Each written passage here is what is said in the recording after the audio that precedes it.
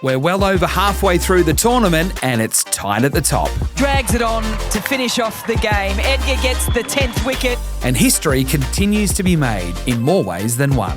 Finds the gap. The Renegades, they have been guided home by the two West Indians. And gets the 150. Absolutely majestic. The competition is really heating up in the run home to the finals. This is The Surge. Yes, welcome to another edition of The Surge. I'm Adam White, and for the first time, Holly Ferling is my co-host. Holly, welcome to my home. Whitey, thank you for having me. I've been watching along eagerly, and I can't wait. I'm just so excited that I'm actually in this seat. It's very cosy, isn't it, in this room? It's beautiful. Beautiful, absolutely beautiful. So in fact, we're over halfway through the tournament to this point. What have been your observations with what you've seen so far through the tournament? I can't get over how tight this table is, and I feel like every week we're saying it, we're a broken record. But each time I check the Big Bash app and I have a look, everyone's on the same points, and you still like the Melbourne Stars. They're not even in the top four, but they've got games in hand. So where can they finish? I'm not sure. I really honestly, for all the Big Bash organisers trying to line up where finals are going to be and all of that. I mean, good luck to them all because this is going right down to the wire. Is there a reason for it other than the obvious of, the teams are even? Have you found any sort of trends or anything that are making this such an unpredictable season? I think you've got teams that are learning from previous seasons and then going about it differently. You've got the likes of the Hobart Hurricanes who are now being really proactive with the power surge and really changing their style of play. Other teams like the Perth Scorchers, as an example, they're relying on their full depth and their bowling unit, which, I mean, normally we'd be talking about Soph Devine, Beth Mooney. They're not the ones winning the games for them. It's actually the bowlers. So there's so many teams that are just there or thereabouts. And I think, as you said it before, the teams are so tight.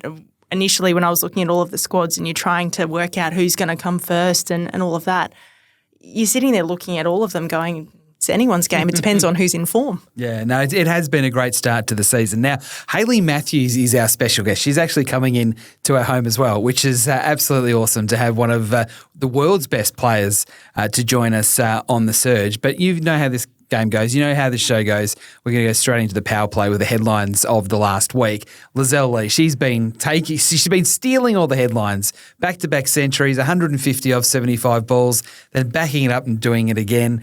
And she's not doing it on her own, but it's one of the reasons why the Hurricanes are one of the teams to beat. It really is. The Hurricanes really, if you looked back at the last few seasons, they've always been wanting a batter to stand up. Yep. They've had lots of little contributions, and that's really, if you look at their state team, that's kind of the way that they go about it. It's all these small contributions that come together as a team.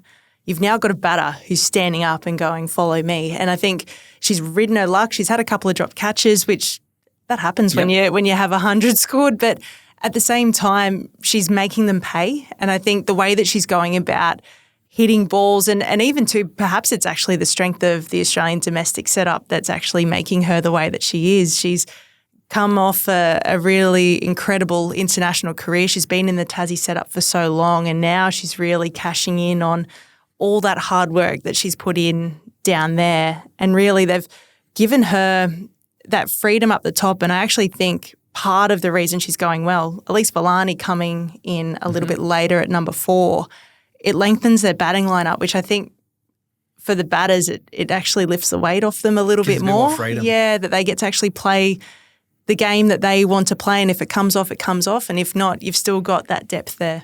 Some of the shots she played, particularly at the SCG, were remarkable. And they have to be remarkable if she's going to score 150 of 75 balls. But were you surprised at what she's been able to do? I know she's been playing cricket professionally for a very long time, but is this something you go, wow, I didn't think that was in her? Or was your thought more, okay, finally we're seeing this because this has been coming for a while?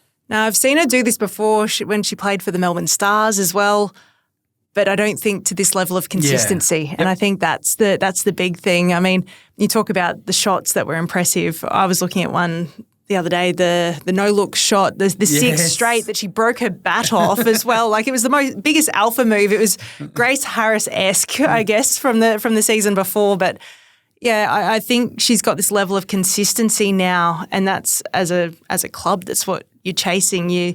It's all well and good to have these firework players, but you want to be able to bank on them to score a large majority of your runs so that you can set a game up from there. All right.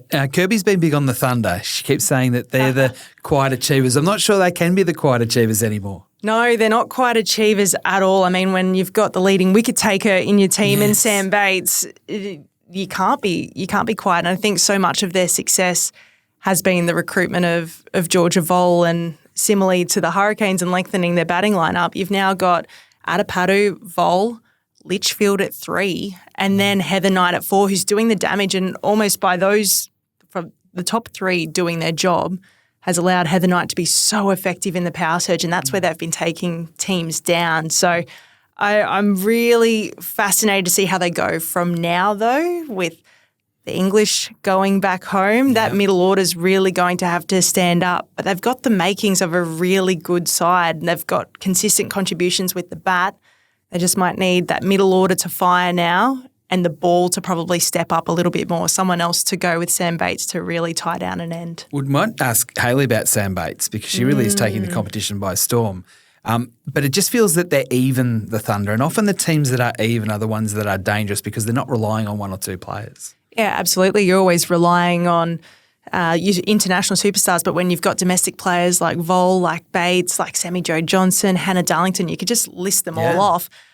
It is quite ominous because you spend a lot of your time as a team pulling apart the likes of Litchfield and Adapadu, and you forget about some of those other ones that can, like a Leroy, that can take a game away from you as well, and similarly with the ball. So I think that is probably the reason why I think they're going to go well at the back end of this season, even with Heather Knight going, is the fact that they've got so many really amazing, good domestic players that can slot into those roles. I mean, we haven't even spoken about Talia Wilson, who took the Spring Challenge by storm, and then she had a ridiculously good season last year. By Vole coming in, she's had to slot down. She might actually get a really good opportunity here with Heather Knight leaving. All right, don't forget Hayley Matthews, not far away, but continuing with the power play, the strikers, they've struck out, they're gone, they're done. Are they? Is it definitely over? I haven't crunched the numbers, but I'm pretty confident to say that I think that's them done. Which is extraordinary to think. They were at the top of my list to win this thing. And I mean, you talk about consistency, and you've got the same consistent team really together the whole time, and they've recruited a couple in, but it's for the same role. So for the most part, their gameplay is exactly the same, but for some reason this year it hasn't gone their way. And you talk about momentum. They played 4 games in the first 7 or 8 days, and they lost a few, and all of a sudden when momentum's against you in tournament play, it's really hard to shift it again. Also too, with 10 games and that shortened season that everyone talks about, you actually don't know when to blink, I think, as a team. When do you actually hit the panic button, and when do you actually sit there, ride the wave of momentum? But yeah, I'm so surprised that they are where they are.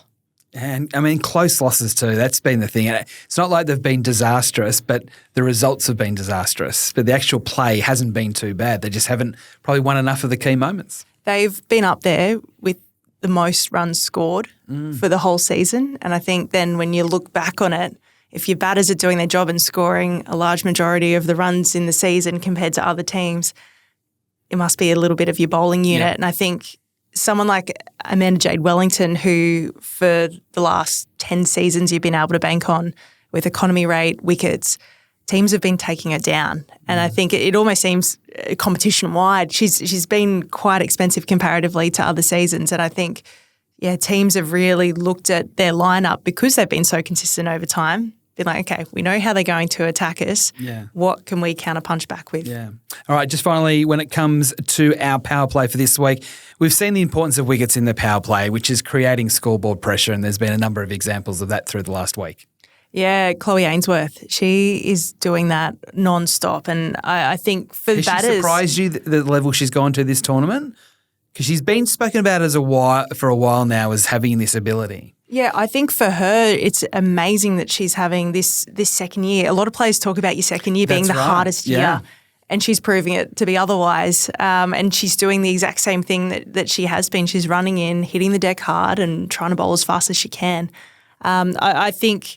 For batters, as soon as the power surge came in, there was a lot of chatter around the power play is actually quite hard for batters now because you feel like the first 4 overs are about getting a feel of the wicket, and then overs 5 and 6, that's when they would attack bowlers. Now, if you lose those couple of wickets in the power play, you're big time on the back foot. And I think that's where the Scorchers have actually done it really well with someone like Ainsworth, who, when you're opening up, it's advantage you as a bowler. You've got the new ball on a wicket that the batters haven't played on yet. Everything is in your favour to take wickets. And if you go in with that mindset to do that, 9 times out of 10 you actually end up doing it, as opposed to a lot of teams think about restricting. So I am very excited by her. I actually think she is going to be someone that is going to get the Scorchers really close to that final. Well, Sophie Devine talked about her a couple of weeks ago, and she's absolutely coming up trumps at the moment. Okay, before we go to a break, and as I said, just another reminder, Hayley Matthews isn't far away. There has been big news in the Big Bash League for both the WBBL and also the BBL, and this is around play movement and a trade period essentially being open immediately after the tournament. I think it'll take a while for people to get their heads around all the specifics of it. But from a player point of view, you're part of the ACA, to have some certainty around the future of players immediately after the season. Do you see that as a real advantage? Yeah, it's a real advantage. But I also think too, it actually looks after some of those players that maybe have signed with a team that didn't play a full role that they thought they were going to play, or they've been on the bench and they want to test themselves in the market. To be able to do that immediately after the Big Bash, I think is such a great window, because everyone's still thinking about T20. Your stats are still relevant, how your form is still relevant, and you can have those chats with those teams to see if there's another opportunity out there. I think, and then really you talk about certainty, lock your contract in and you already know where you're going this time next year. So I think it's a big thing. Also too, create some headlines. Both of us working in the media, I love the fact that this is such a cool thing to keep the conversation of cricket going and to give the fans something. Everyone wants to know what happens next after a season. Well, now we've got a little bit of something to look forward to. Yeah, and look, the AFL do it, and it's been hugely successful for the AFL having that trade period immediately after the season. It means that the season sort of goes another 3 or 4 weeks. And again, if we can still be talking about cricket sort of getting into February, I think that's a good thing for the game. Absolutely. So give it a go and see what happens. Absolutely. All right, let's get to a break. We're over time. I know that. I can feel that from our producer, Nigel Hunt. But coming in, Hayley Matthews. She will join us, and I cannot wait. Moves across really early, quick hands through it, and Hayley Matthews says, have some of that. Welcome back to The Surge, our special guest. Now, Holly, this isn't just a special guest. This is like top range sort of stuff here. Not just tier. Exactly right. Not just one of the stars of the WBBL, but one of the stars of women's cricket in the world, and that is Hayley Matthews. Hayley, it's so good to have you in here. Yeah, you guys hyping me up a bit, but thank you. Appreciate it and happy to be on. And I'll tell you what, you've come at the absolute right time with the way that you've been hitting the cricket ball at the moment. The Renegades are going well, but you're going well. Yeah, it was good to get some runs in the last match, but just most importantly to get a string of wins going. I think we've been doing pretty well as a group this year, so that's been really good to see, and just glad I can contribute there. So it's your 3rd year at the Renegades. What's different this year compared to perhaps the last couple of years? Because it does feel like you're starting to hit your straps. Yeah, I feel like there have been some changes throughout the off-season, I think, and it does feel like we have a lot more depth within our team. And I think that's been showing both with the bat and with the ball. We've won some matches from some pretty crazy positions this season, which has been really cool. But I also think everyone's just going out there enjoying themselves and having a good time. And I think there's a massive belief within the group as well that's really motivating us and driving us too. How do you create that belief in a team? Like, I know you had on the podcast only last week, I think, Helmo's speech, which was just incredible. But how do you build that coming off the back of a season last year and really a history with the Renegades that hasn't necessarily gone to plan? I think you've kind of just got to start fresh every season. A game of cricket, especially T20 cricket, I feel like it can be so fickle sometimes. And in tournaments like these, a lot of the time you just need some momentum to get going. And felt like the first 2 games we probably didn't have the success we wanted even this season, but once we won that first match, we kind of just tried to draw the belief from that and keep it going and I guess get that momentum going forward as well. There's been so much talk with the 10-game season and it being shortened and how many games do you need to win. How do you keep a group calm, or how did the Renegades stay calm in that sense when you're at the Wacker and you can't chase 109, and then next thing you turn around and you can chase, have that record chaser against the strikers. Like, what is it that, I don't know, I just love picking cricketers' brains around this because tournament play is so hit and miss. I just feel like maybe high-pressure situations as well. When you come, like you said, not being able to chase 108, and I think we kind of knew the position we were in after that when strikers set 184, I think it was. I'm feeling like we really have to win this game if we want a chance. And I think everyone within the group is so hungry this year, especially because we've put ourselves in a position to be able to qualify, that we just feel like we got to pull it out to anywhere this season. And we really want to get the job done. And we have to get the job done. So yeah, I think just having that high-pressured situation, I know it certainly works for myself. And someone like Deandra and the way she was able to go out there and play as well, I know she's someone who thrives in high-pressured situations too. But yeah, just taking that belief, like I said, that every game is different. And yeah, some may not go the way you want it to, but we feel like as a group, we've got way too many good players to not be winning cricket games, and it won't always come together. But when it does, we're capable of pretty much beating anyone we feel. Who led the chat at the halfway mark in that game? Did Helmo have some words of wisdom? Did you say a little bit? I think we all kind of just were on the pitch, even when the strikers were going like, it's a really good wicket. Like, we knew that it was an absolute belter, and it's exactly what Helmo said when we went out there as well. Like, it's a great wicket to bat on, and we've got capable batters that can get the job done. I think the exact words he said was like, one person scores 75 and 250 partnerships and we win the game. Typical Helmo. But yeah, just knowing that we've got players who are capable of doing stuff like that, and carrying that belief out there when we do go out.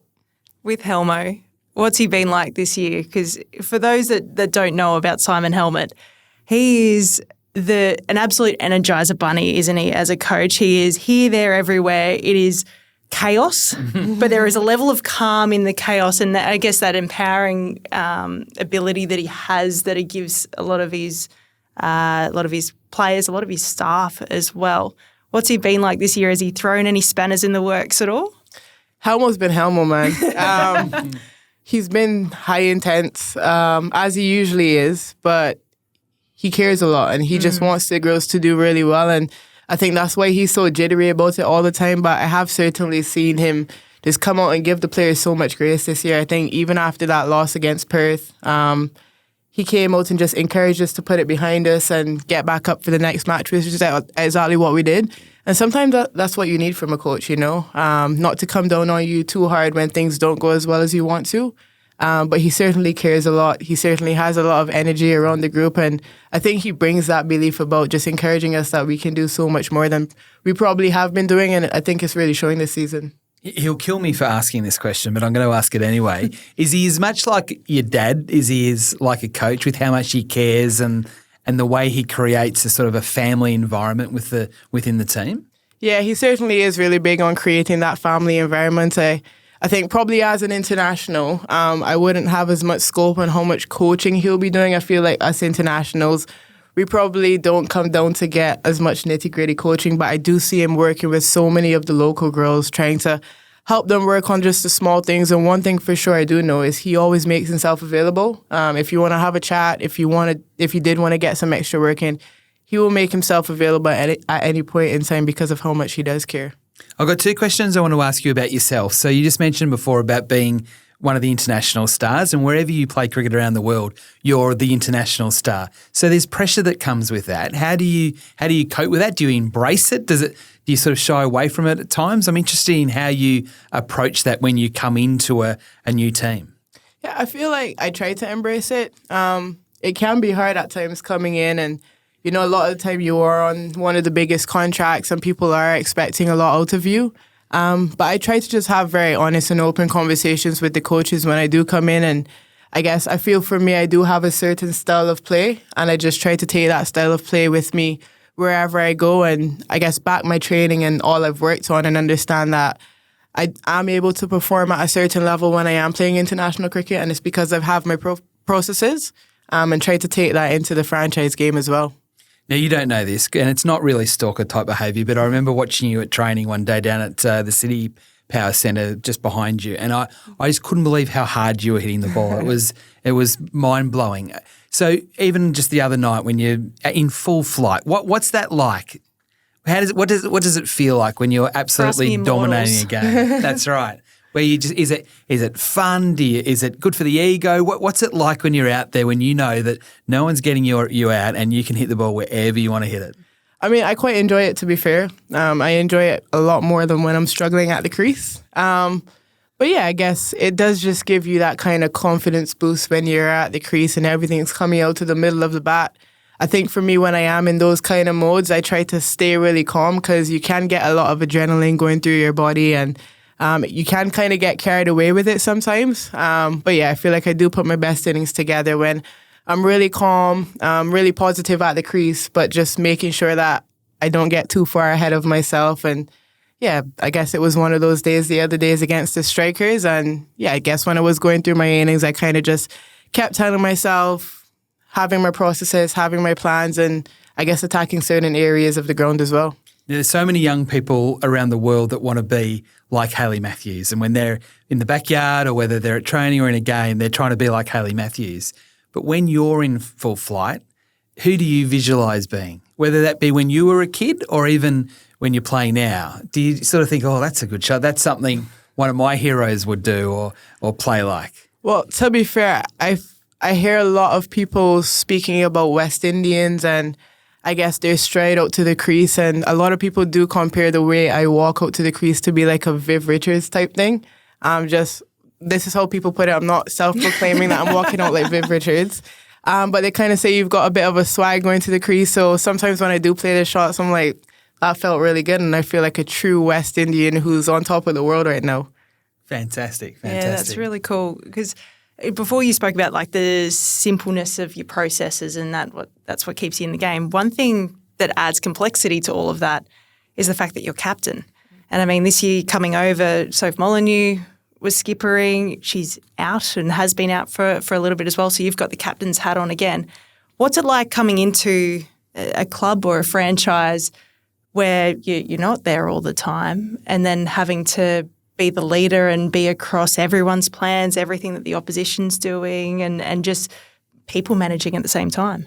Yeah, I feel as though, thankfully, I do know a lot of players that I play against and with. But I'm also a massive lover of the game. So I feel as though captaincy doesn't necessarily add any pressure for me. I feel like even though when I'm not captain, I'm out there thinking about what decisions I want to make and what things I would do. And I always want to be helping the captain in certain situations, not too much, obviously. But I love doing it, and I love using my brain and using my cricket brain to be able to, I guess, help where I can. I don't mean to cut in, but just on, because it's a great question. Would you play differently when you're captain compared to when you're a player? Because sometimes captains feel they've got to bat maybe a little bit more responsibly and set the right example rather than maybe bat with a bit more freedom. I mean, I feel like maybe in certain teams, I think that does change for me depending on what team I'm in. I certainly feel like here at the Renegades, captain and not Helmo gives me that freedom to just go out there and express myself and play really openly and aggressively, and I can appreciate that massively. Whereas in other teams like the West Indies, I do feel like there is that responsibility for me as the captain to lead the team to a certain spot within the game. Yeah, when you study for matches and you do your own preparation, what does that look like? What are the things that you're looking for as a batter, as a bowler, and then also as a captain as to the little moments in T20 cricket that you get to exploit and really hold an opposition accountable? Yeah. I think matchups is a massive thing in cricket these days, and that's certainly one aspect I study from a captain's perspective. Just there's so many matchups and so many statistics nowadays that you can get all the information from when you are going into a game, and I try to look at that a lot. And I think then as a batter, I probably put it into a few sections when I'm looking at what a bowler is doing, what ball they're looking to bowl, how they're looking to get me out, and when they do miss, where do I then cash in? And I just try to keep it really simple in that area. That's interesting, isn't it? Interesting. So I want to ask you a little bit more about back home in the West Indies, the state of cricket, because often the commentary is around the men's game in the West Indies because everyone compares every West Indian team back into the 70s and certainly the 80s. But from a women's point of view, how would you describe the health of the game? I think it's certainly getting a lot better. I feel like 6-7 years ago, many people were not studying women's cricket at all back home in the West Indies, or just very few people, I would say, whereas now it's probably still not where we want it to be, especially when you look at places like England and here in Australia and India, obviously. But it is growing and it is getting better, and a lot of people are certainly paying more attention to it. I think myself personally as well, I have so many more people, I guess, knowing who I am and appreciating, I guess, West Indies women and not just the men at the same time. But there's also so many young girls now who are interested in wanting to become professional cricketers. And I think that's the biggest thing for us, is getting to a stage now where there are young girls growing up, seeing us on television, seeing us playing all over the world and want to start doing that. And I know there's certainly a few clubs back home that have opened up now for young girls, which is great to see, and starting to create pathways for some young girls as well. So I will say it's not where we want it to be, but it certainly is growing and getting better. Because you had to grow up playing against the boys, and in the end playing against the men as well, which I can't imagine would be particularly easy, although maybe it's the perfect groundwork considering how you play now. But for girls now coming through and young women coming through and playing cricket, do they get to play against other girls and young women, or are they still having to play against the boys and the men? Yeah, I think it certainly depends on what country you're from. Somewhere like Trinidad, they've got a full female system in place. But unfortunately, I think it's the only island that really has a women's competition that's run throughout the island. But countries like Barbados are making efforts. So we have a women's team who plays in a men's division every weekend. So the Barbados women's team would play in the men's division. But at the same time, I sometimes don't feel like it's the worst path. I think obviously our women's game, we would love to get it to a level where you can come up through that system and come out of it at a certain level. And unfortunately, it isn't there yet. But I know from my experience, playing with the men certainly has helped me. I remember being 14, 15 years old and Joe for Archer's 19 opening the bowling at me. Yeah. Luckily, we're friends, so he didn't go short at me. But his opening partner was Jerome Jones, who was the other West Indies under-19 fast bowler.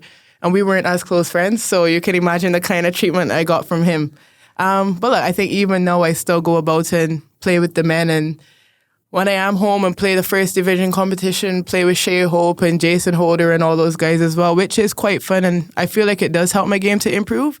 And I feel like it's an all right pathway until we get our women's game to a certain level in the West Indies. To be fair, it's actually quite similar to a lot of the stories that you hear from the Australian team. I know, like growing up, I was in the country. I was going to ask you yourself what it was like. I was out in the country in Queensland playing against the men, albeit nowhere near the same level as that. But for a lot of us, it actually tested us. It stretches you. A lot of the time when you're having to play upgrades or you're playing against people that are better than you have to match it. And particularly at that really important period of being a teenager, that's actually a really awesome challenge when you've got the right mindset and the skills to do it.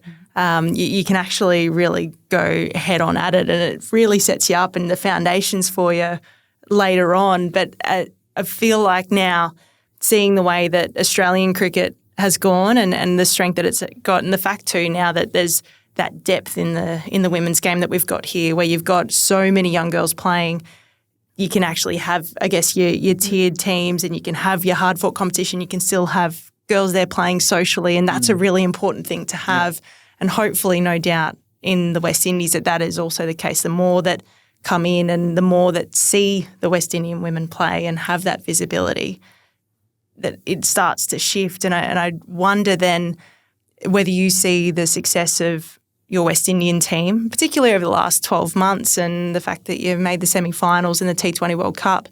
Do you see that as a really important pathway or an important thing to do, or a legacy to leave as a team to be able to keep bolstering the grassroots? Yeah, I think so for sure. I feel like the better we do, the more attention is paid to or a game, not even just from the board, but just from parents. I feel like the Caribbean sometimes can still be so, you're a young girl or just a young kid on a whole. Go be a doctor or a lawyer or something like that. Whereas parents are now getting the opportunity to see us go out on a world stage, make World Cup semifinals, but recognize that we're also able to make massive livings for ourselves at the same time. And hopefully that encourages so many more parents to encourage their young girls to get out and about and play sports on a whole, even if it isn't cricket. Yeah, okay. I've got to go back to this facing Jofra Archer. So were you smacking him down the ground? Were you ramping him? How were you sort of taking him on? I think, if I remember correctly, so we used to play 2-day cricket. So it was like Saturday, 2 weekends. Yeah. That's the match. The first innings was like, I think 40 overs apiece, and then the second Saturday was the entire day. So I wasn't having too much of a swing at him. I was trying to wait until the spin got on. But yeah, I certainly hit the other bowler for a few fours. I remember clipping one off the legs and then getting one whiffing past, and I think getting a glove past the keeper. But Joff kept it pretty full and straight and eventually cleaned up my stumps, to be fair. But we still have organised the net that I'm waiting on him to come through on because he reckons he'll knock me down now. So I'm challenging him on that in a bit. Oh, here we go. Who did he first? So Holly spoke about the World Cup. So you got through to the semi-finals. Sophie Devine sat in that seat a couple of weeks ago and we talked about the success of New Zealand. So a semi-final, is that a tick for you as captain and then for the team, or would have you liked to have gone that little bit further? I think coming into the tournament, we felt like semi-finals was a spot where if we made the semis, we know we've had a good World Cup. Because expectations were never for us to get there. It was probably England and Australia to go through, and then for us to compete with the other two teams in the group. So for us to be able to get there, we definitely exceeded expectations. But then we felt after that, like, okay, this is a path where we can definitely make it to finals and win a World Cup here. And coming up against a team like New Zealand, we felt like we were pretty evenly matched. They've got some really good players, obviously Sophie Devine, Amelia Kerr, Susie Bates, who can absolutely take games away from you. But we felt like we had those kind of players as well, and then the surrounding players would make a difference too.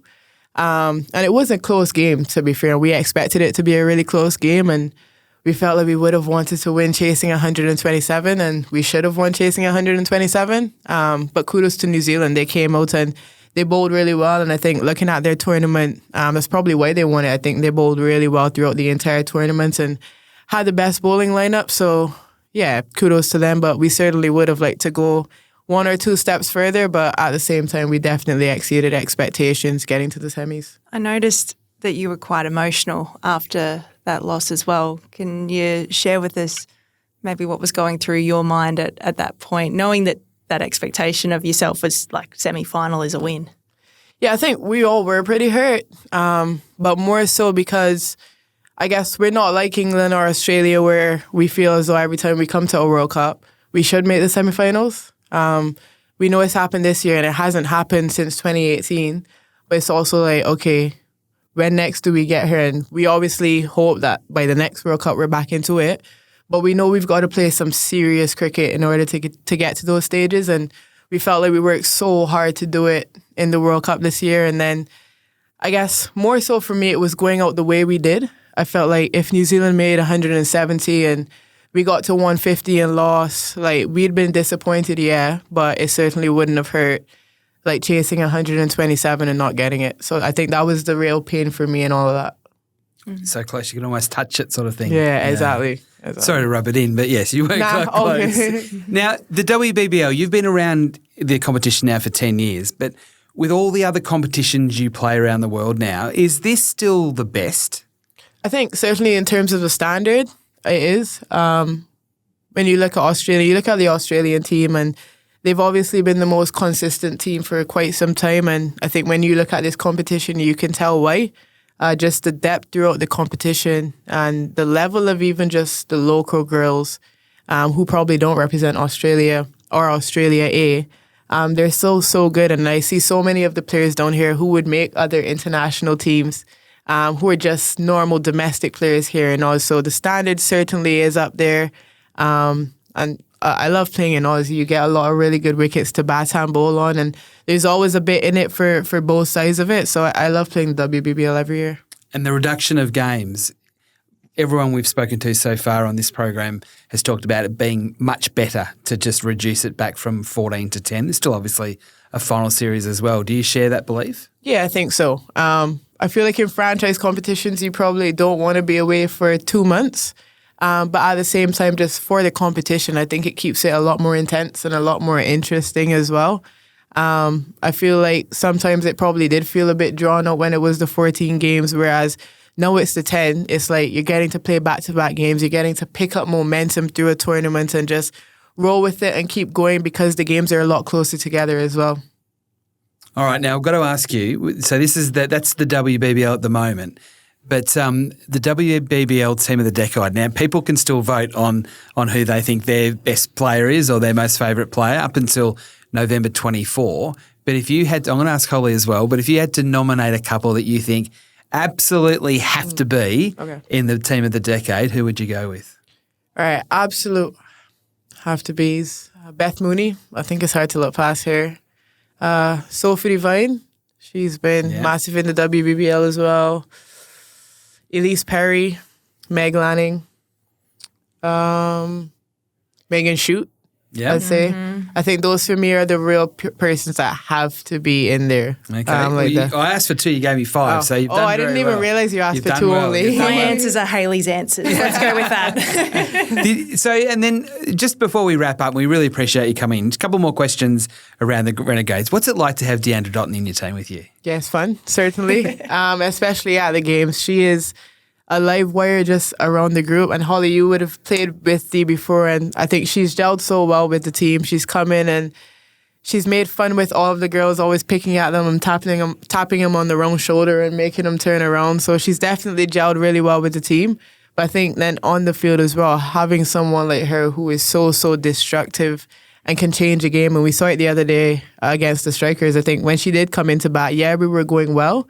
But there certainly was still an element of the game where we could have lost it, and she just came around and made sure that it was game over. So it has been great having her, and I'd rather play with her than against her. That's all I'll say. Looks like the Renegades have given her a very clear role, and she's owning it. Yeah, 100%. I think like Dee's one of the type of players that she's team first. If you ask her to do something, she will go out and try to execute that as best as possible. And I think Helmo was really clear with her about going out there, expressing herself and being really aggressive. And I think it suits her, to be fair. But she's been loving it. We've got one more question, but we'll do that after the break. You're going to stick around for a little bit longer. This is The Surge. Back with more after this.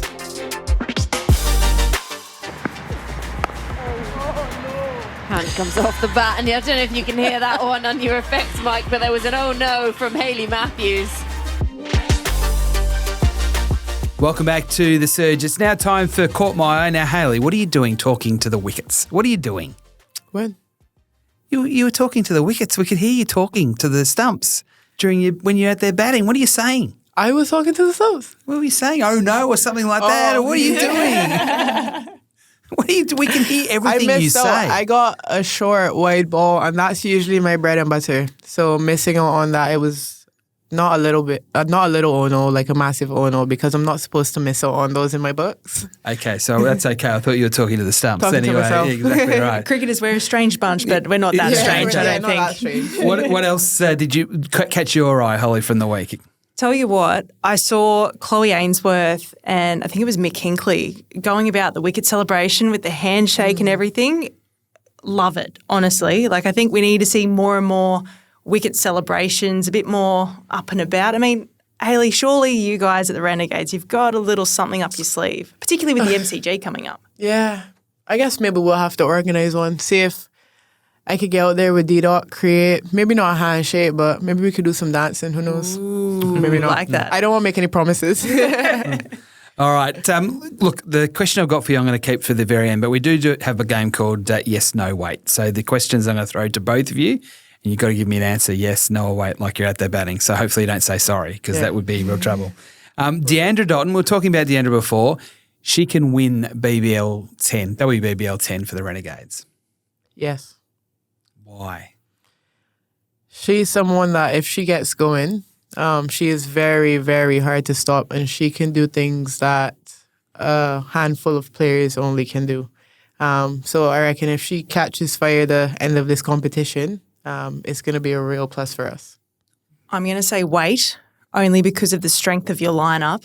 I think you're going to have different people contributing at different moments, and I actually think that that's actually the reason why you guys are going so well at the moment. So I'm going to say wait.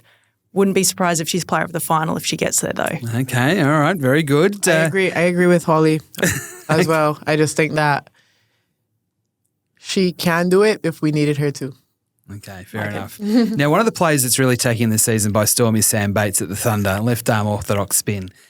Does every team need one of these bowlers in their team? Yes. Yes, there's something about the ball turning away from a right-handed batter. And I don't know what it is because we face them lots of teams have them and every time they take a bucket load of wickets. Sam Bates changes her pace so much, and I think that's her gift, and adding that with the ball staying out of the arc, I think at left arm offer you need them. All right. What do you think, Hayley? I'd say yes, to be fair, just because when you do look at successful teams, everyone has a left arm orthodox. So the stats show that you probably do need one in order to win cricket tournaments. Yeah.